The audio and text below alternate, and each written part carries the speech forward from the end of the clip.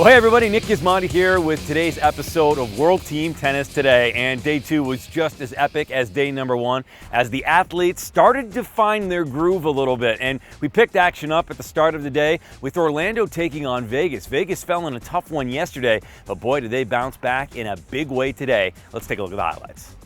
We started off with the men's singles, and Tennis Sanger was a part of it, taking on Sam Querrey. I mean, this is a match you might find in the second week of a major. Both guys doing a good job holding their serve. Querrey fought off some break points early. Tennis Sanger is so good side to side. That forehand flick up the line.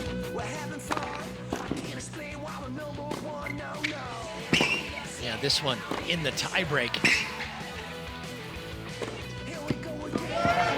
Sam Querrey so committed to playing aggressive. Very effective when he's hitting big forehands and moving forward. Tennis Sanger making the points so physical.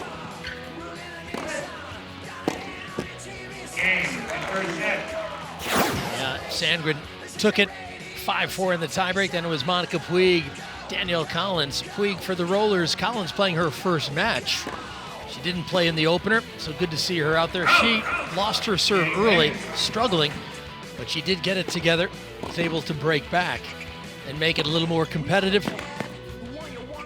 But Monica Puig, much improved from her first match as well. Happy to take it 5-3 and suddenly turn the momentum in the Rollers' favor. And it was mixed doubles up next. Mike Bryan and Azure Mohammed taking on Daria, Yurak, and James Ward.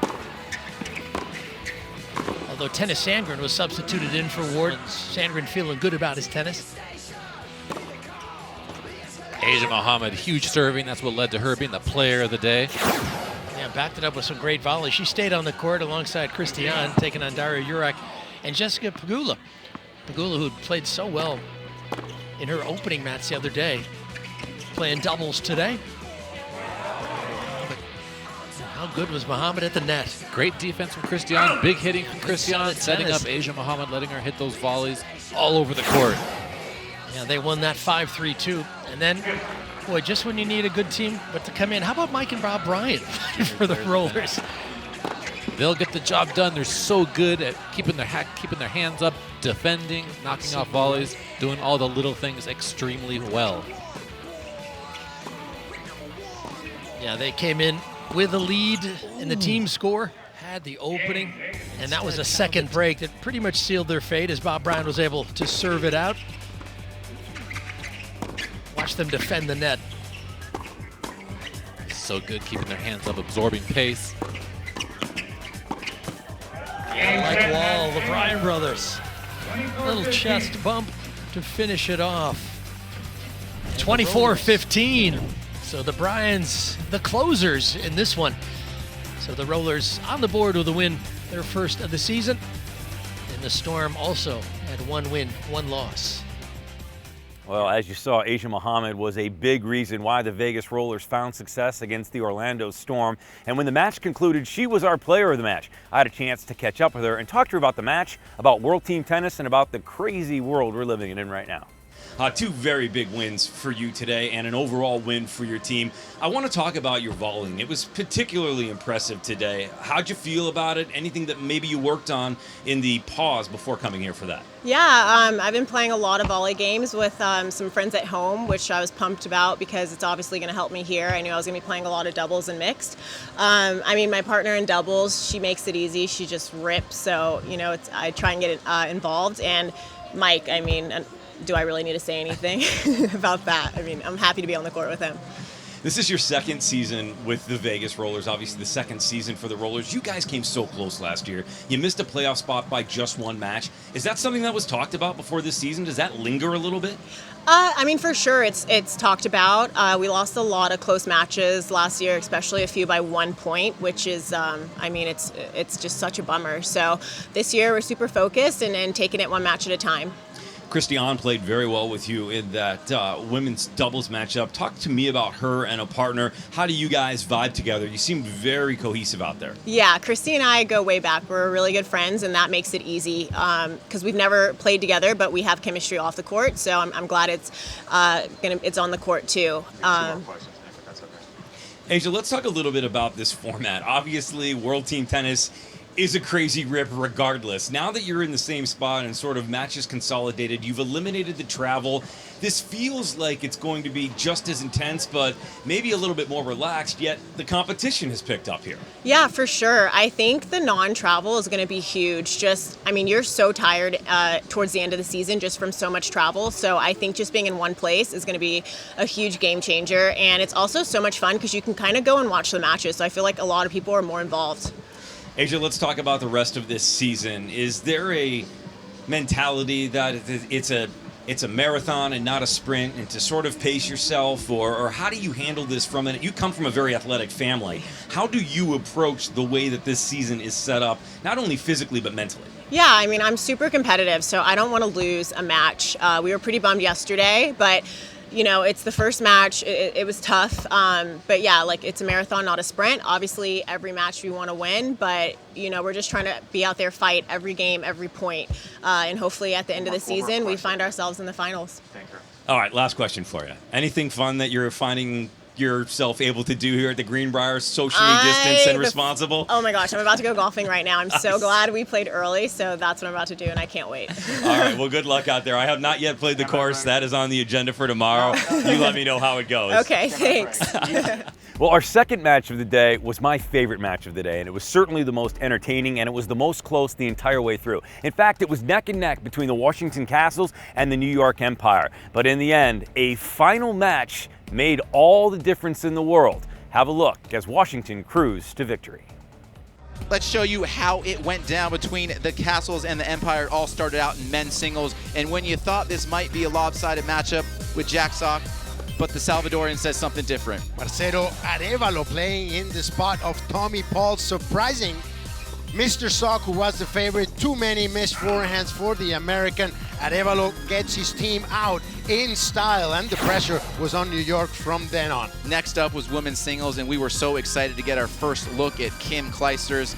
And wow, she served great. There wasn't many long points here, but she took care of business with a 5-2 win. She certainly didn't disappoint. Bernarda Pera, sweet player from Croatia, but Kim Clijsters just took care of her if she had never stopped playing. Very solid performance from the ex-world #1, and Clijsters solid win 5-2. So 2 single sets to start, and we're going to finish with 3 doubles matches. Next was the mixed doubles, and this came down to a 9-point tiebreaker. See the players dancing, having fun, but this came down to the end, and in the end, it was the Empire that came through. Daniil Skopski and Peshke just too solid for the other team. Radionova and Arevalo did all they could. They got close, but it was a good win for Skopski and Peshke, and they put their team back on top. Pressure on Castles, but we know what happened at the end, don't we?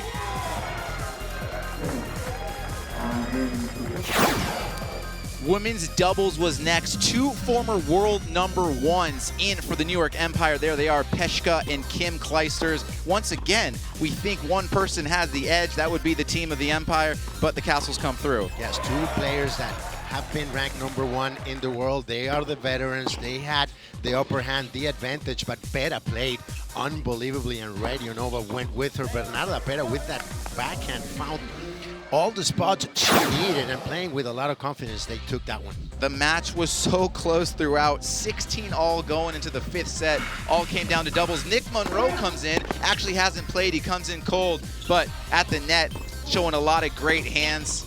And wow, check out this point right here. Monroe, he was all speed, but it's Skopski finding the hole with the forehand right there. All the pressure on Sok and Skopski to take their team to the promised land, but Monroe playing unbelievably at the net, and Arevalo just too much for the New York Empire. Arevalo winning 14 of his team's 21 points. Can't forget to add that the New York Empire had 3 match points there in that 5th set. Such a clutch hold from the Castles. They end up coming through with the 21-20 victory. Some impressive stuff. It is just the first match of the season for both, but either way, you want to get going on the right foot. 1-0 for the Castles, 0-1 for the Empire. What a great match all around. Well, the final match of the day happened under the lights, and it was packed with stars on the Philadelphia Freedoms, that is. a 25-16 victory, including the likes of Sophia Kenin and Taylor Townsend, all playing in dominant performance. This is how that match played out. Philadelphia, the last team to make its 2020 World Team Tennis debut. It was worth the wait for the Freedoms against the Orange County Breakers as they jumped all over Orange County right from the get-go, starting in mixed doubles. Oh yes, Martin really took over, and Taylor Townsend started a bit slow in that first match against Klepak and Banbridge, and they were just able to overcome. Again, they did not lose a set. Here is some images of the Kenin Magic finding again the corner off the backhand, this time down the line, and Sonia said she didn't stop practicing. She feels sharp, she feels in good shape, and she's ready to compete.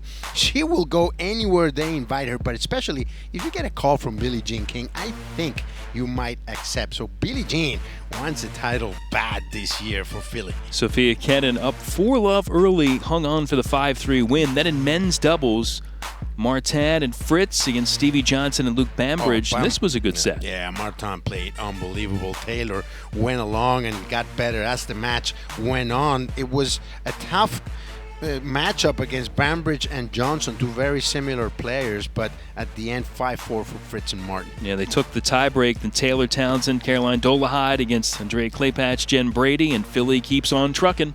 Oh yes, that was the story today here. Once they took the lead, they never looked back, and Dolhide looked really solid as well as Taylor Townsend. They got them all at the net, winning the big points and always keeping the pressure on their opponents. And Taylor Fritz going to finish things off in style against fellow American Stevie Johnson, and Fritz got the early break and just kept pumping away. Well, that serve is impressive as well as this forehand. He didn't miss many today. Stevie did the best he could defending. Look how far he had to go back to defend. But in this point, Taylor was patient, got the short ball, and is not afraid to follow it in. And then to close it up, he just threw in some bombs there north of 130 miles per hour, and that's just too tough to handle in the altitude here at the Greenbrier. And Stevie Johnson did the best he could. Too little, too late. Well, you can't do any better than 25 games in a World Team Tennis match, and that's what Philly won tonight as they sweep all 5 sets in West Virginia. Well, certainly one of the biggest characters, both on the court and off, is Luke Jensen. He's been a part of the World Team Tennis family for quite some time, and right now I believe he's got a title like Vice President of Awesomeness, and well, it fits the bill if you know Luke Jensen. Earlier in March, before the pandemic hit, we had the World Team Tennis All-Star Celebrity Match, and that was in San Diego, California. Well, we put Luke Jensen in the ump chair and we mic'd him up. Enjoy this.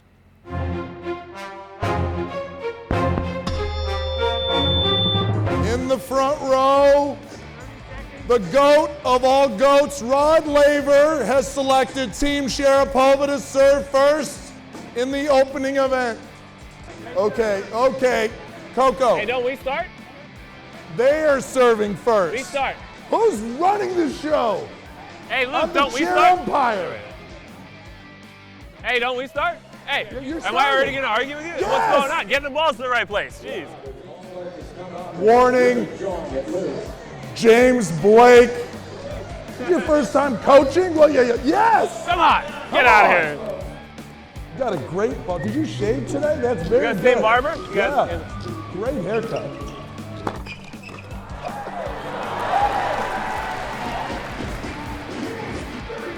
I like the fake out of them. Coco, Red Fu is not a professional tennis player. I don't know. Taylor Townsend is.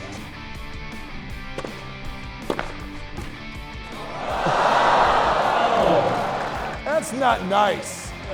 That's not nice at all. And you're not even sorry. You're supposed to say sorry. Like, sorry. Oh, let's go. Marty Fish is in the house. Holy cow. You.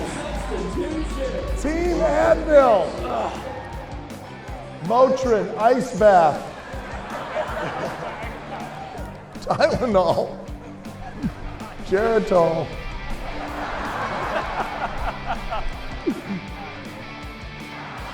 Look how slow this goes now. Everything's slowing down. Slow. Low. Jeez. Oh!